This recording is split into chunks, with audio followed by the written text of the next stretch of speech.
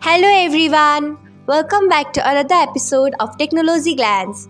Today in this video, I'm going to guide you through how you cannot get notified when people have commented on your post on Likee. So, let's get started. Firstly, open Likee app in your device, then tap on profile icon, next tap on three dots icon, after that tap on settings, next tap on notifications, then you can see the option of comments, tap on it.